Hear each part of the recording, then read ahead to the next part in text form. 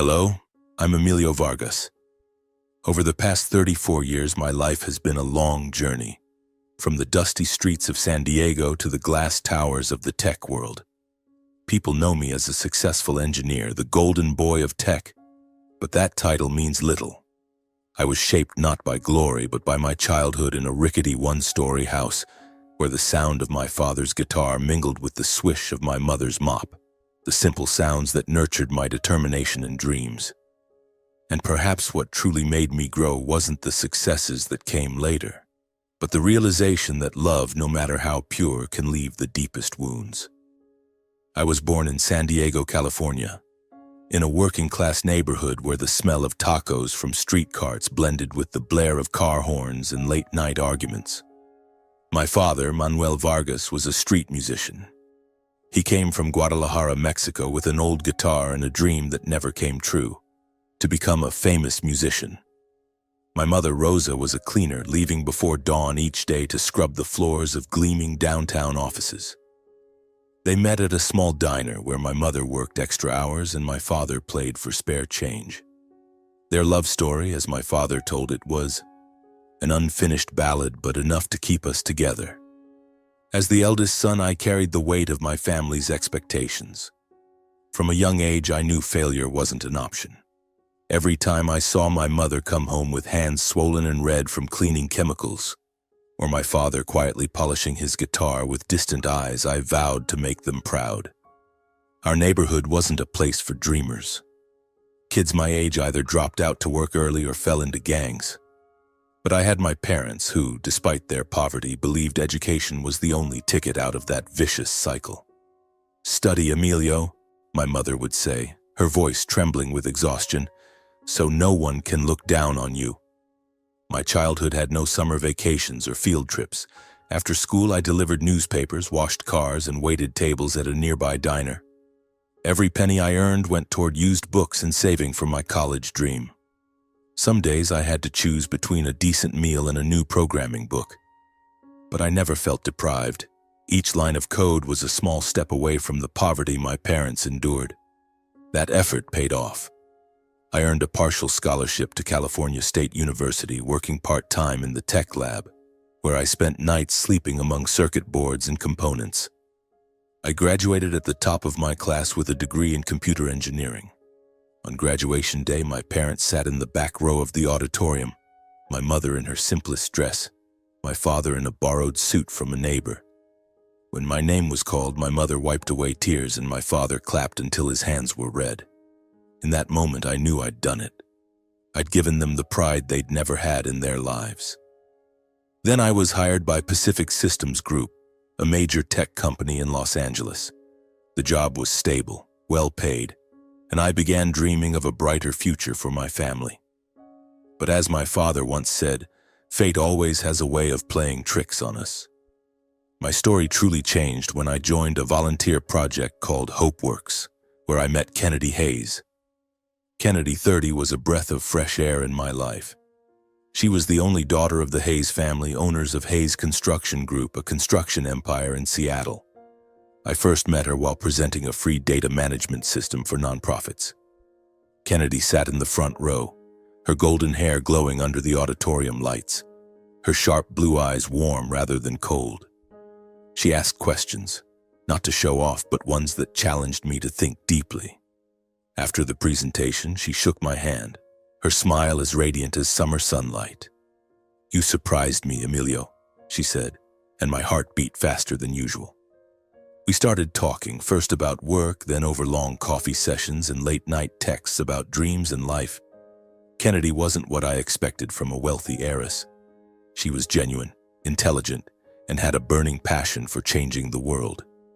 She spoke of the pressures of her family, how her father, Donovan Hayes, wanted her to be a perfect version of him, a cold, decisive leader. "But that's not me," she once said, her eyes sparking with defiance. "I want to live my way." Our love grew quietly, like a secret only we shared. Over 2 years, Kennedy and I became inseparable. The day she brought me to meet her family was when I realized her world was entirely different from mine. The Hayes family lived in a lakeside mansion in Laurelhurst, a place where every brick seemed to exude privilege. Donovan Hayes, her father, was a tall man with salt and pepper hair and eyes sharp as a blade. He shook my hand with a grip so tight it felt like a test of my endurance. Clarissa, Kennedy's mother, was a renowned interior designer, her smile polite but icy. That dinner felt more like an interrogation than an introduction. Donovan asked about my work, each question laced with scrutiny, as if weighing whether I was worthy of his daughter. Clarissa said little, offering only smiles and nods, but I sensed disdain in her eyes. "Emilio, what do you do at Pacific Systems?" Donovan asked, his voice deep and commanding. "I'm a software engineer, sir. Currently, I'm developing data management systems for large projects." He nodded, but his lips curled into a faint smile. "Engineer, that's good. But do you know construction? That's where real money is made?" I forced a smile, trying to stay composed. Kennedy squeezed my hand under the table as if to say she was there with me. But the feeling of being out of place clung to me like an unwelcome guest. After that night, Kennedy told me her parents opposed our relationship. Donovan bluntly called me beneath her station. Clarissa was more diplomatic, saying she only wanted stability for her daughter. But Kennedy, with the resolve I always admired, declared she'd marry me no matter what. I thought our love was strong enough to overcome anything. But a week before the wedding, Donovan summoned me to his office. He slid a thick stack of papers across the desk, his voice cold. "Sign this, Emilio. It's a prenuptial agreement.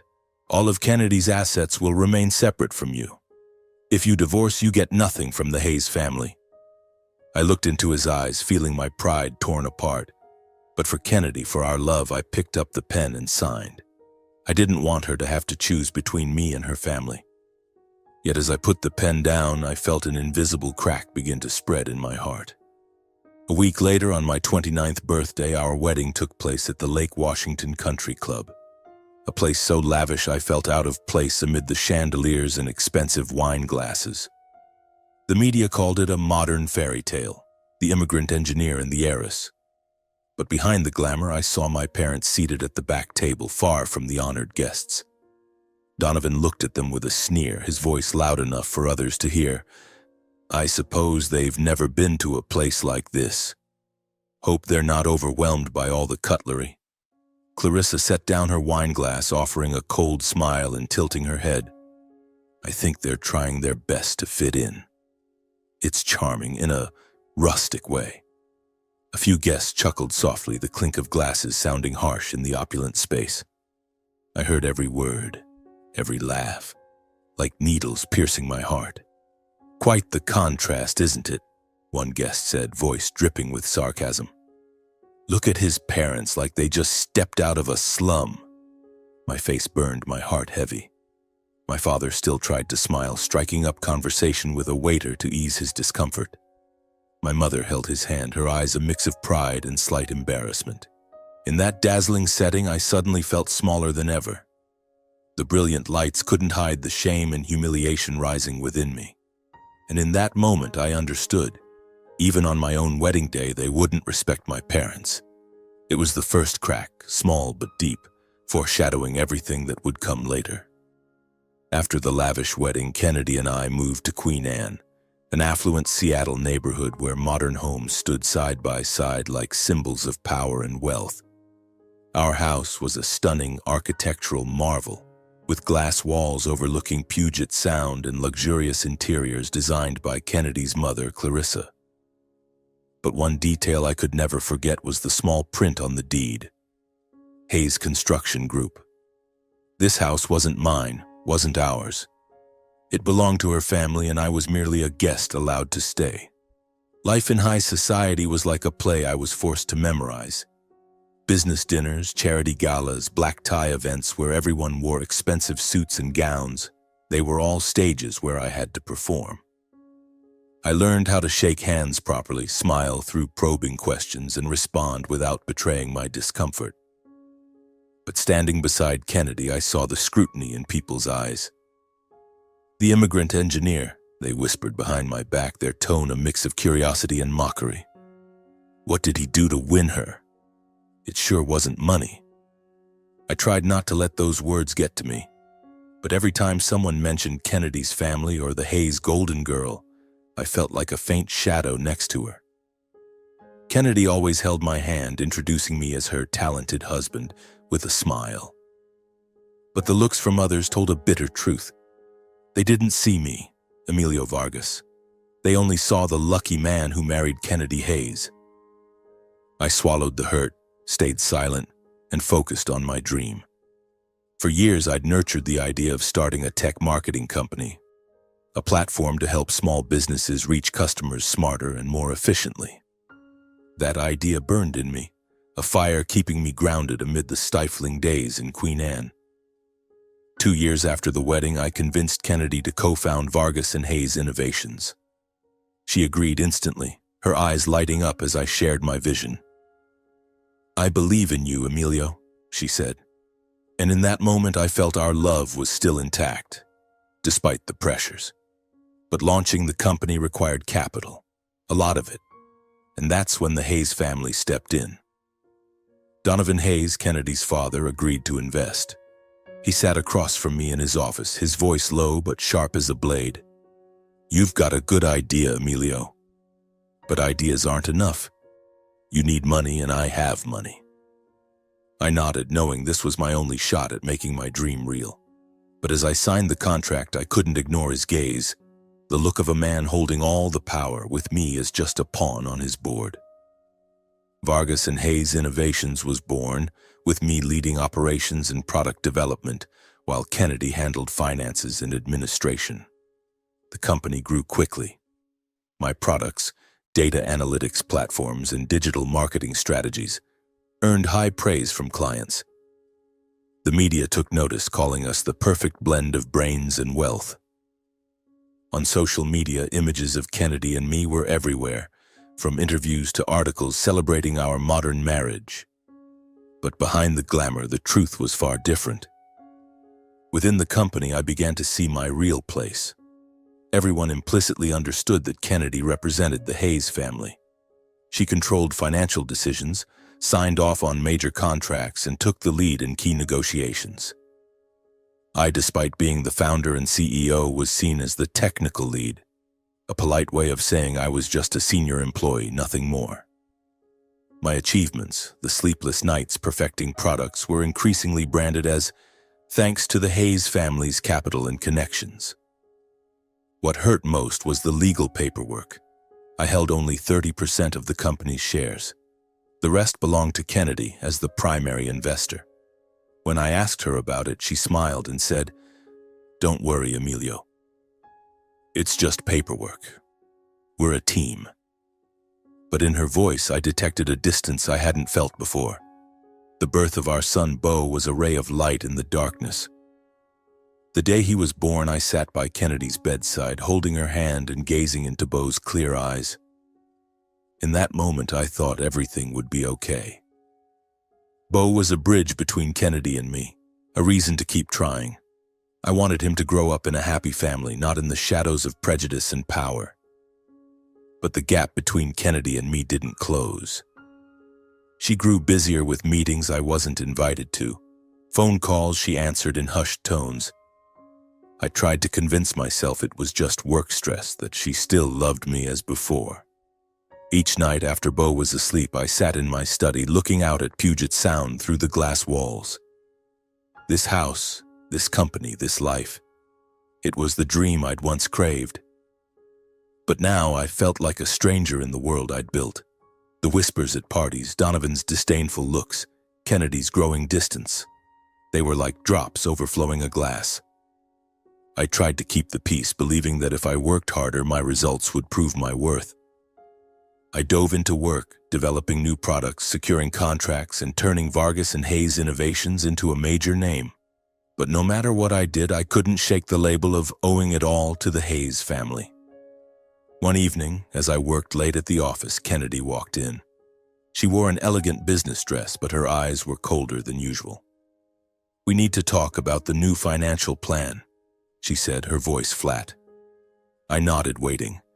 But instead of discussing, she handed me a report and said, "Just look it over. It's already been decided."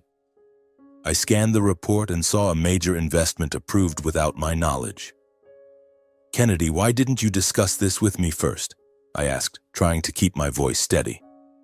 She smiled, but it lacked the warmth it once had.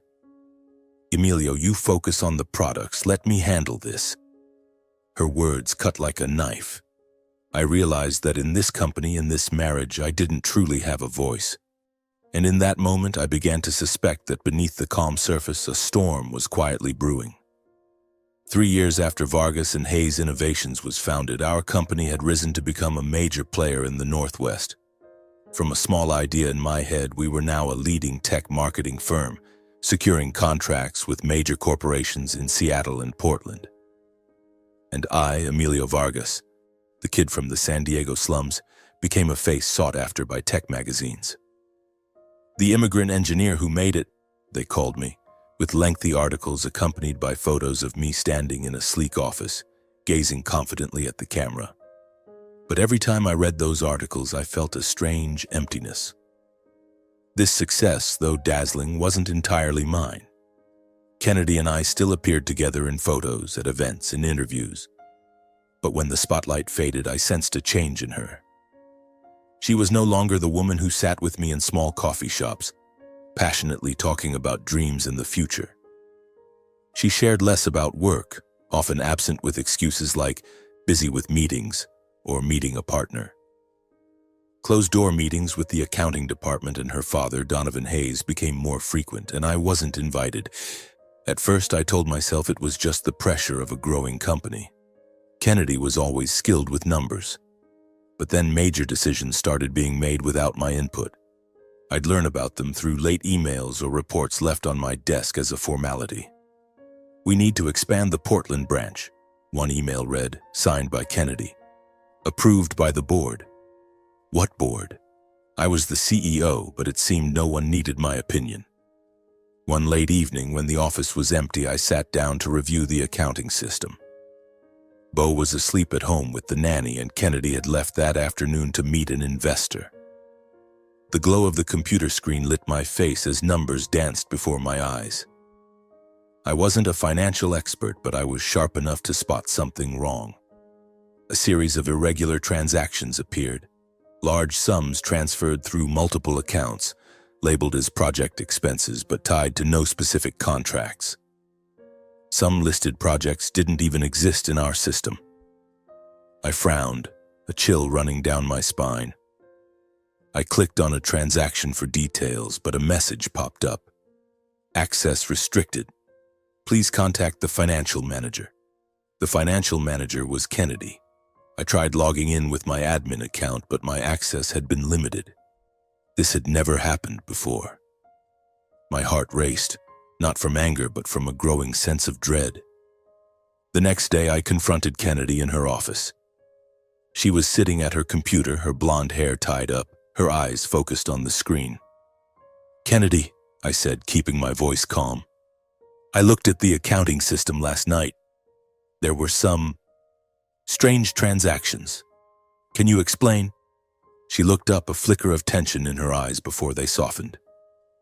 "Those are internal operations, Emilio," she said coolly. "You don't need to worry. Everything's under control." "But I'm the CEO," I replied, unable to hide my frustration. "I need to know what's happening in my company." Kennedy smiled, but it didn't reach her eyes. "Our company, love," she emphasized, "our," but it sounded like a reminder that I wasn't truly in charge. "You focus on the products. I'll handle the rest." Her words hit like a slap. I stood there, staring as she turned back to her screen, dismissing the conversation. As I left her office, a deep suspicion took root in my mind. This company, my dream, might be a front for something bigger, darker, and the name Hayes, once the capital behind my dream, now loomed like a threatening shadow. From that day, I acted in silence. I couldn't confront them directly. Not yet. If Kennedy and her family were involved in something shady, I needed proof. I began backing up every piece of data I could access. Bank statements, internal emails, contracts, and those suspicious transactions. I worked at night when the office was empty, careful not to be detected. Every sound of footsteps made me jump, my heart pounding like a thief in my own company. I knew I had to go further. With my engineering expertise, I installed hidden monitoring software on the accounting department's computers in Kennedy's. I wasn't proud of it. Spying on my wife felt like betraying myself. But I had no choice. The software logged every email, login, and private exchange I wasn't supposed to see. Everything was backed up to a secure hard drive and an encrypted cloud only I could access. Each night I sifted through the data, line by line, word by word, like a detective searching for clues in a case I didn't want to believe was real. Every time I saw Kennedy playing with Bo, I tried to find the woman I once loved. She still laughed, still gentle with our son, but an invisible wall stood between us. I wanted to believe she was unaware of the shady transactions, that her father was manipulating her. But deep down, I feared the truth was worse. The days that followed were spent like a hunter in the shadows, treading carefully with every step. The monitoring software I'd installed on Kennedy's and the accounting department's computers began yielding results. Each night, as the office fell silent, I opened the encrypted hard drive, sifting through lines of data, emails, and logs.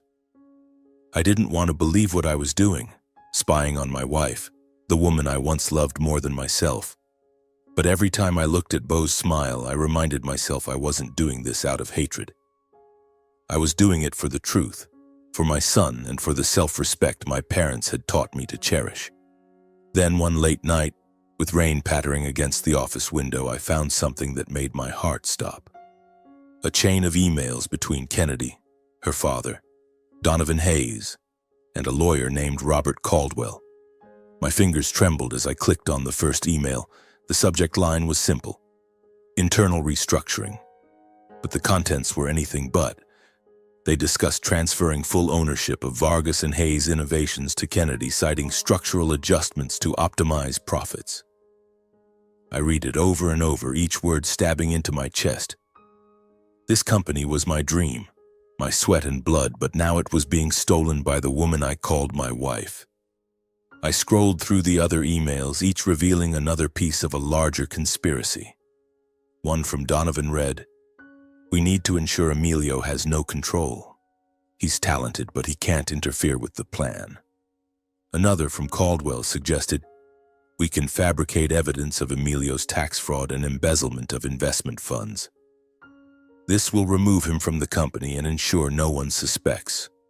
My blood rushed to my head, my breathing heavy. They didn't just want to take the company. They wanted to ruin me, to frame me as a criminal to cover their own crimes.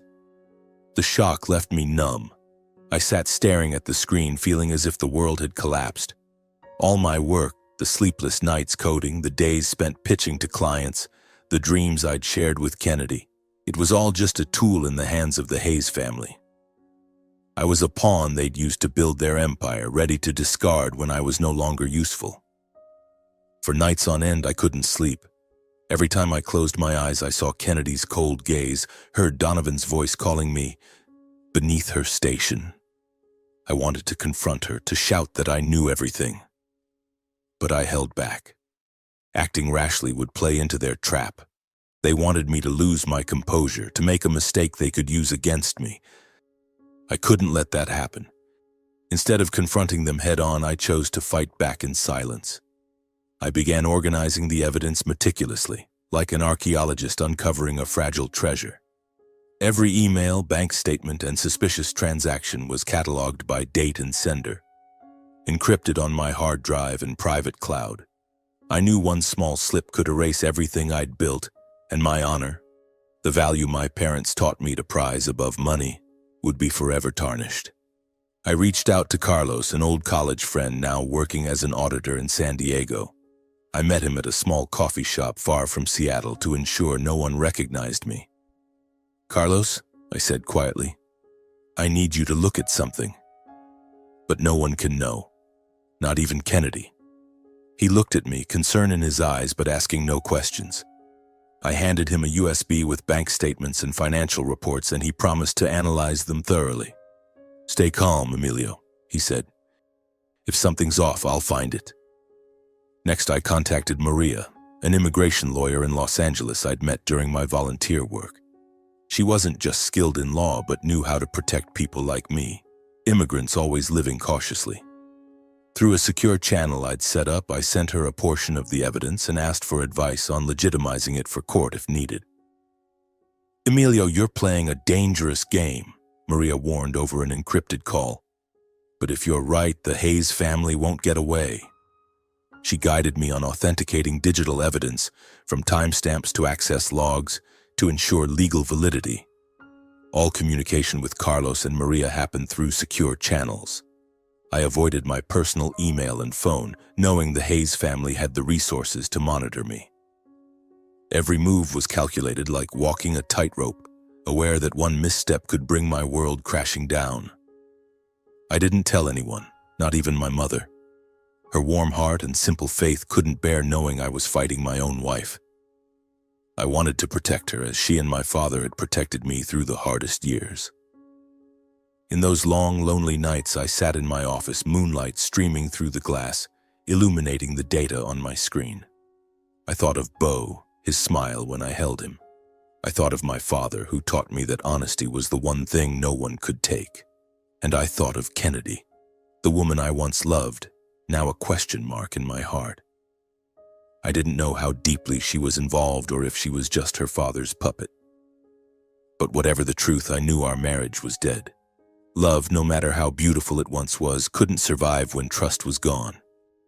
The months that followed were spent like a shadow, quietly gathering evidence, preparing for a battle I knew was coming. But nothing could have prepared me for the deepest pain of my life. One morning, as I was checking emails in the office, my phone rang. My mother's voice, frail and trembling, came through. "Emilio, come home now. Your father, he didn't make it." I don't remember how I left the office or drove to San Diego. Everything was a blur. My father, the man with the worn guitar and warm smile, was gone from a stroke. He was my anchor through the toughest years, the one who always said, "Honesty will keep you standing even when the world turns its back on you."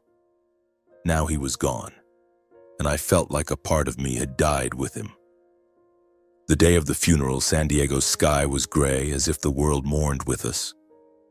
I stood outside the church, greeting mourners, trying to stay strong for my mother. The ceremony was simple, like the way my father lived. Only my mother, a few close relatives, and some friends came to say goodbye. I stood by the coffin, looking at my father's face, peaceful as if asleep. My mother held my hand, her eyes red but forcing a smile. "Your father was proud of you, Emilio," she said, her voice breaking. "He always was." I nodded, unable to speak, the weight of grief like a stone crushing my chest. Then a sleek black car pulled up to the gate. Kennedy stepped out, elegant in a black dress, accompanied by a man in an expensive suit. I frowned, my heart racing. She hadn't told me she was coming, and her cold expression sent a chill through me. As the mourners stood in stunned silence, Kennedy approached me, the man trailing behind. "Emilio," she said, her voice flat and emotionless. "We need to talk." She handed me a thick folder with a dark blue cover. I opened it, and the first words hit me like a blow. "Petition for divorce." Before I could react, she continued, her voice loud enough for those nearby to hear. "I can't keep living with a liar, Emilio. You used my family, used me for your own gain. I can't accept that." Her words were a razor slicing through my pride. My family, gathered quietly in the churchyard, turned to look. My mother, still wiping tears for my father, collapsed, her face pale. My Aunt Rosa, my mother's sister, shouted, "What are you saying, Kennedy? How dare you say that now?" Others murmured, their eyes filled with anger and pain. But Kennedy stood there, her gaze icy, as if oblivious to the cruel blow she'd just dealt my family. I looked at her, my eyes hollow from sleepless nights. I wanted to scream, to say that she and her family were the liars. I wanted to reveal the emails, the plans to seize the company, the plot to ruin me. But I didn't. I stood frozen, clutching the folder, feeling the world spin. I'd known this day would come. But I hadn't expected it to happen now at my father's funeral, when the pain of loss was already tearing me apart. My mother was helped inside by Aunt Rosa, her breathing faint. I wanted to run to her, to hold her and say everything would be okay. But I knew, in that moment, I couldn't afford to be weak. Kennedy had chosen the cruelest moment to strike, and I couldn't let her win. I met her eyes, my voice low but firm. "Are you done, Kennedy?" She flinched slightly but said nothing, turning and walking away, the lawyer following like a shadow. When her car disappeared, I went inside and knelt beside my mother, taking her hand. "I'm sorry, Mom," I whispered, tears finally spilling over. But in my heart, I knew this wasn't the time to cry. The pain of losing my father, Kennedy's betrayal, and the dark shadow of the Hayes family fused into a fire within me. I understood that everything was over. Love, trust, and a marriage built on lies. But I also knew this was the moment to fight back. Not with angry words or pointless arguments. I would fight with the truth, with the evidence I'd meticulously gathered over months. I stood, wiped my tears, and looked toward the church where my father rested. "Dad," I whispered in my heart, "I won't let you down." The days after my father's funeral, I returned to Seattle like a soldier coming back from a battlefield, carrying the weight of grief and a burning resolve. But before I could catch my breath, the Hayes family struck. Kennedy filed for divorce, and immediately, a vicious media campaign to smear me was launched with staggering speed. Local newspapers, online news sites, and even social media were flooded with cruel headlines. Immigrant engineer accused of tax fraud. Emilio Vargas, exploiter of a tycoon family for personal gain. Each word was a dagger, not only piercing my pride, but also the sacrifices my parents made to get me where I am today. Kennedy appeared on television, her eyes glistening like the perfect victim. In a widely broadcast interview, she recounted a tale of my betrayal, claiming I had exploited her trust and her family's wealth for personal gain. Her voice trembled, but I knew it was a meticulously staged performance. Public opinion swung heavily in her favor. Partners who once shook my hand and praised my products began pulling away. Calls stopped coming, emails were ignored, and I became an outcast in the eye of the storm. The office of Vargas and Hayes Innovations, once buzzing with ideas, now held only suspicious glances and whispered rumors. Each night I sat in the Queen Anne house, listening to the waves crash against Puget Sound, feeling like the world had turned its back on me. Beau, my little son, was the only light in those dark days. I held him close, whispering stories about his grandfather, his old guitar, and the songs he used to play. But even looking into Beau's innocent eyes, I couldn't shake the pain. Kennedy didn't just want to take the company. She wanted to destroy my honor, to make me a failure in my son's eyes. But they underestimated me. I was no longer the trembling immigrant boy cowed by the Hayes family's pressure. I had prepared for this day, and now it was time to fight back. I didn't make a scene or rush to the press to defend myself. Instead, I contacted Maria, my lawyer in Los Angeles, and sent her all the evidence I'd gathered over months. International bank transfers, emails between Kennedy Donovan and the lawyer Caldwell, and recordings of internal calls obtained from my monitoring software. "Maria," I said through a secure channel, my voice firm, "it's time for the truth to speak." Maria worked swiftly. She collaborated with a digital forensics expert to authenticate every piece of evidence, ensuring each email and transaction had timestamps and was indisputable. Meanwhile, I stayed silent, letting the Hayes family believe they'd won. I knew any move now could make them wary, and I didn't want to lose my advantage. As Maria's team cross-referenced the data, they uncovered something I hadn't anticipated. Dozens of transactions from Vargas and Hayes Innovations had been funneled through intermediary companies, all linked to the Hayes Construction Group's financial network. These weren't just accounting errors, they were part of a sophisticated money laundering system Donovan Hayes had been running for years. Vargas and Hayes was merely a tech front used to legitimize illicit funds sent overseas. This discovery turned the divorce case from a civil dispute into a federal economic crime investigation, implicating not just Kennedy but her father's entire empire. A week later, Maria filed a countersuit in federal court, attaching all my evidence. The suit demanded the dismissal of the accusations against me and an investigation into the financial activities of Hayes Construction Group. My evidence, emails detailing the company takeover, international transfers to shell companies, and recordings of secret discussions, was presented clearly and irrefutably. The court promptly froze the assets of Hayes Construction Group and launched an official investigation involving the IRS and the Department of Justice. The event shook Seattle's financial world like an earthquake. Hayes Construction Group, once a symbol of power and wealth, became the center of a massive scandal. Major newspapers, which had once painted Kennedy as a victim, began to shift. Immigrant engineer exposes tycoon family's financial underworld, one headline read. Emilio Vargas, hero or betrayed, another asked. Public opinion flipped so quickly it left me dizzy. People who had turned their backs on me started sending apology emails, and old partners called, eager to reconnect. But I didn't care about their words. I only wanted the truth to be revealed. The first court hearing was tense. I sat in the back with Maria, watching Kennedy and Donovan across the room. Kennedy didn't look at me, her eyes fixed on her clasped hands.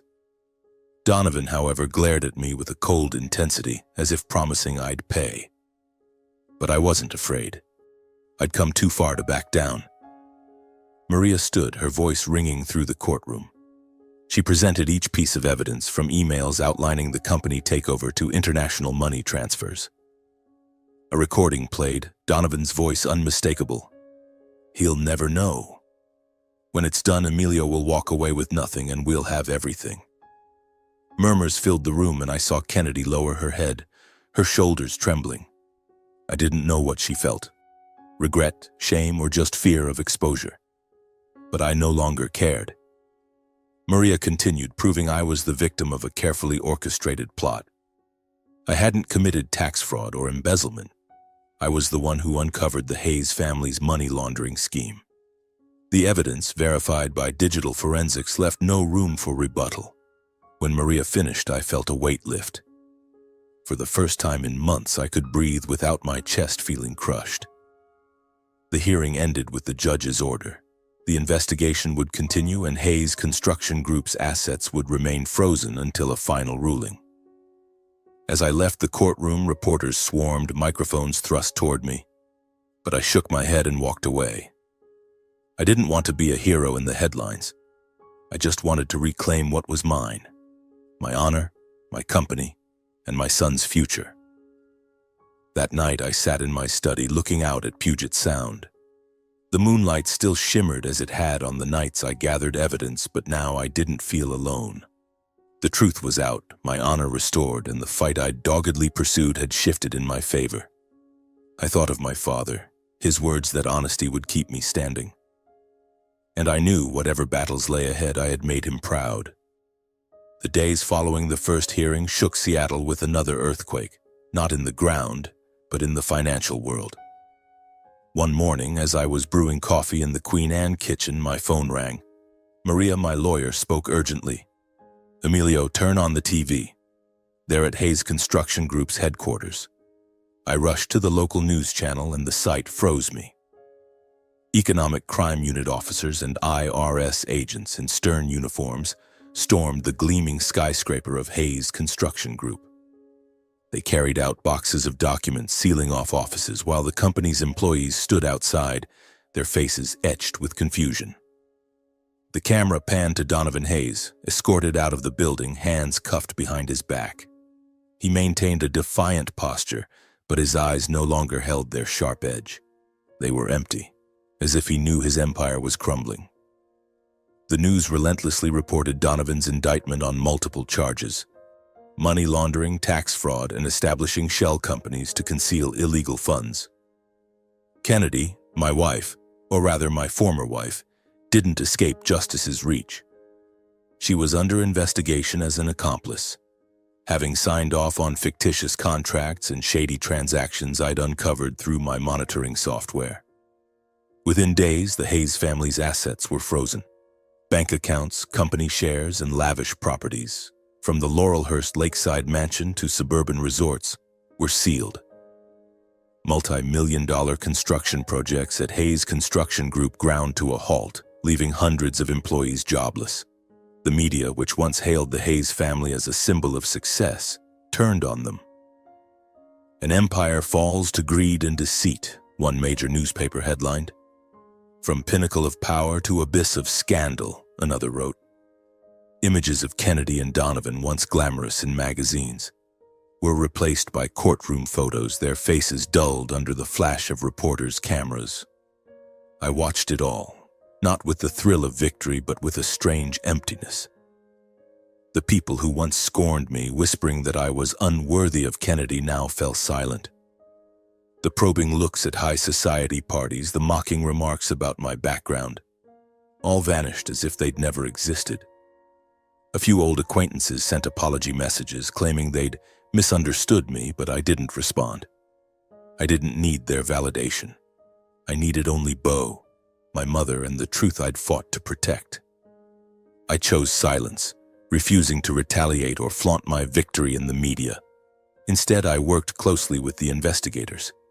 Every document, email, and recording I provided was a piece completing the puzzle of the Hayes family's conspiracy. I didn't do this out of hatred. I did it for my father, who taught me that justice doesn't need loud cries. It needs only the truth. Within weeks, the Hayes empire unraveled. The skyscraper of Hayes Construction Group, once a symbol of power, stood empty, marked only by sealed signs and memories of a faded glory. Kennedy vanished from the spotlight, no longer appearing on TV or at social events. Some sources claimed she'd left Seattle, seeking to escape the scrutiny and tightening investigations. Donovan, who once looked at me with disdain, now faced decades in prison. The Hayes family, once Seattle's kings and queens, was reduced to a shadow of itself. Meanwhile, I became an unwilling symbol.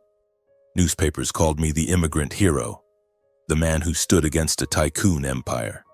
A tech magazine even published a long feature on my journey from the San Diego slums to the Seattle courtroom. But I didn't feel like a hero. I was just a man who fought for what he believed in: honor, family, and truth. Each night I returned to the Queen Anne house, now just me and Bo. The house, still bearing the Hayes Construction Group name on its deed, was no longer my cage. I sat by Bo's bedside, watching him sleep, his soft curls so like my father's. "Son," I whispered, "I'll give you a life where you'll never feel ashamed." I thought of my mother, how she cried when she heard the Hayes empire had fallen. "You did the right thing, Emilio," she said, her voice full of pride. "Your father is smiling in heaven."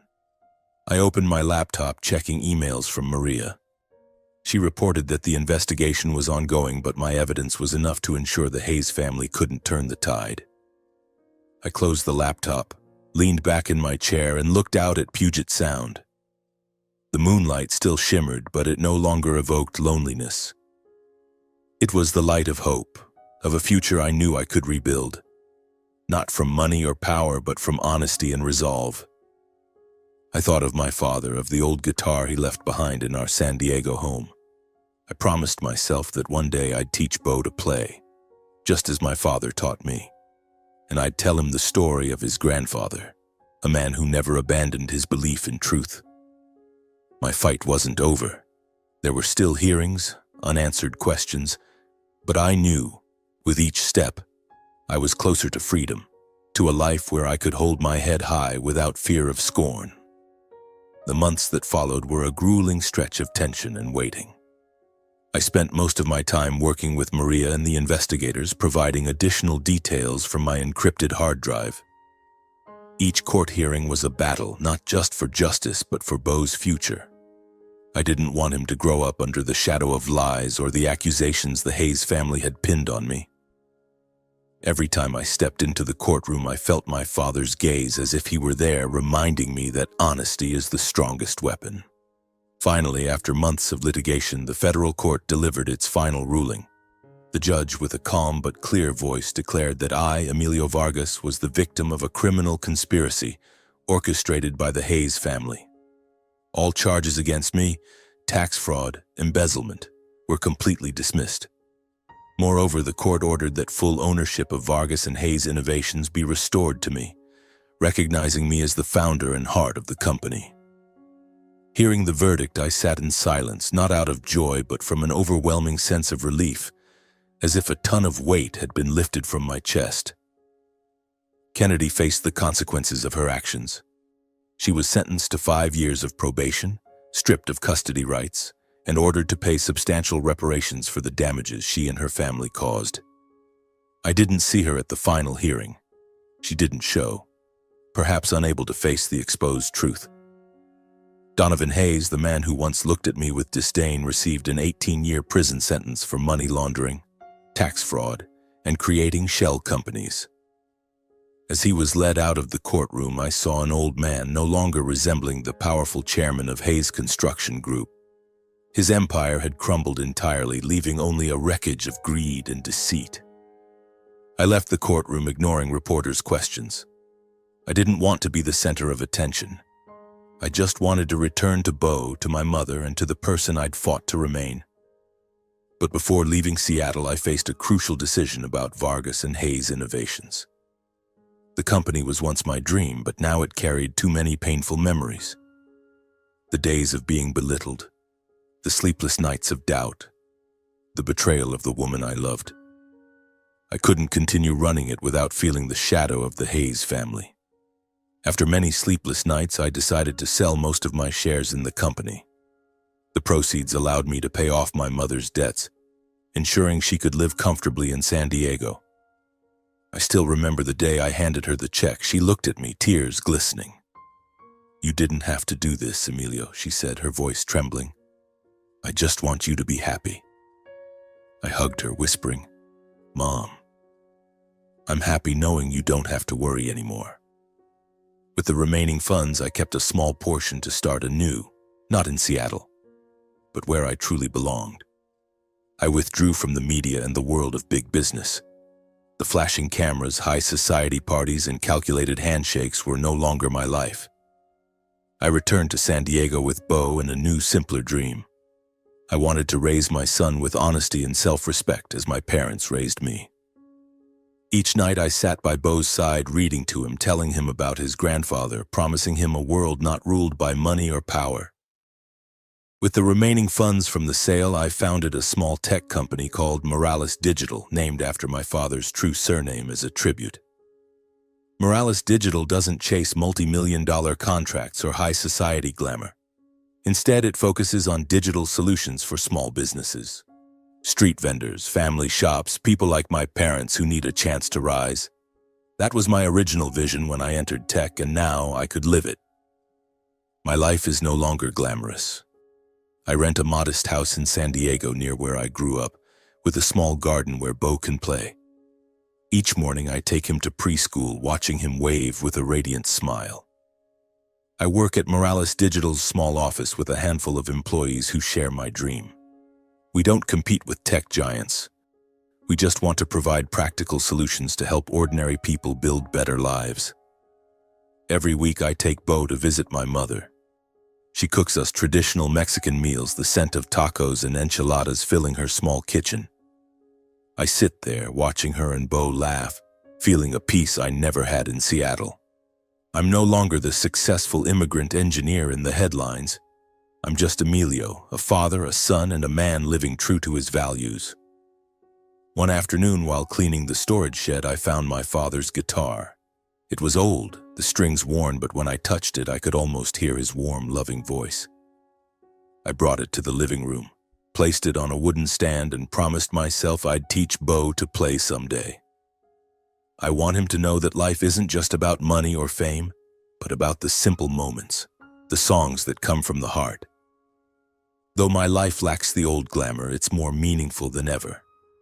I work on my terms, free from power or schemes.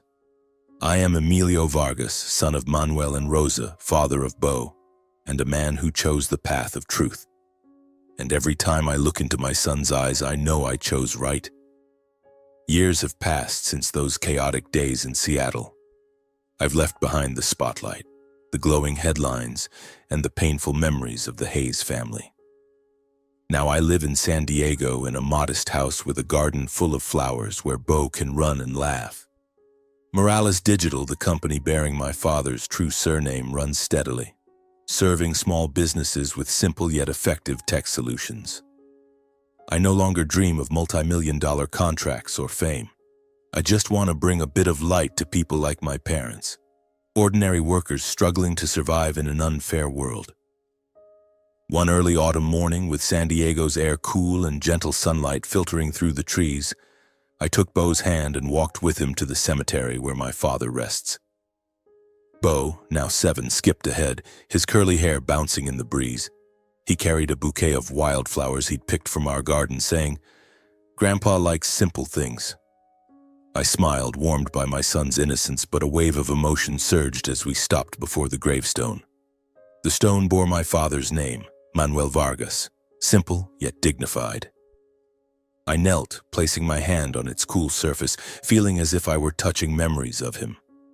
The strum of his guitar in our old house, his warm voice telling stories, his trusting eyes when he said, "Honesty will keep you standing, Emilio." Bo stood beside me, placing the flowers at the grave, then looked up. "Dad, does Grandpa know you won?" he asked, his voice clear and bright. I smiled, ruffling his hair. "He knows, son. He always does."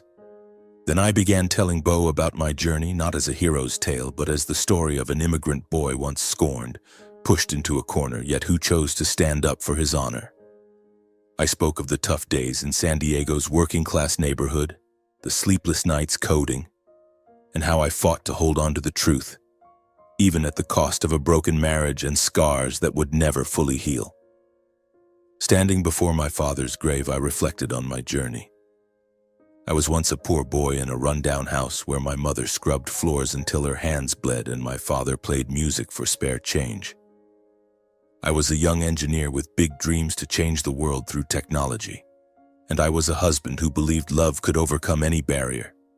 But above all, I am Emilio Vargas, a man who learned that truth, though it may be buried for a time, always finds a way to rise. The losses, betrayals, and pain I endured didn't break me. They taught me the value of freedom and dignity. Money can buy mansions, cars, or power, but it cannot buy self-respect. The Hayes family, with all their wealth and influence, fell to their greed and deceit. And I, though no longer bathed in glamour, stand here, head held high, with a simple but fulfilling life. I looked at Bo, twirling a fallen leaf between his small fingers. I took his hand, feeling its warmth, and a message stirred in my heart, not just for my son, but for anyone who's felt the world turn its back on them. Money may bring power, but truth brings freedom. Don't let gratitude become chains. Hold on to your dignity, for it's the one thing money can't buy. I knelt beside Bo, pointing to my father's gravestone. "Son," I said softly but firmly, "Grandpa once told me, when you live right, time will stand by you." Bo nodded, perhaps not fully grasping the word's weight. But I knew one day he would. I would teach him to live as my father did, as I've tried to live, with honesty and resolve, no matter how harsh the world may be. A gentle breeze swept through the trees, carrying the scent of grass and earth. I stood, holding Bo's hand, and we walked out of the cemetery. The autumn sun lit the path ahead, as if opening a new chapter of life. I was no longer the successful immigrant engineer or the hero who exposed a tycoon empire. I was just Emilio, a father, a son, and a man who had found the true meaning of his life. Back home, Bo ran into the garden, chasing a butterfly. I stood on the porch watching him and smiled. My journey, with all its pain and triumphs, had led me here, a place where justice, honesty, and love still held value. I closed my eyes, feeling the cool breeze, and in my heart, I heard my father's voice. "You did well, Emilio." And I knew somewhere among the stars he was smiling. He was smiling. He was smiling. He was smiling.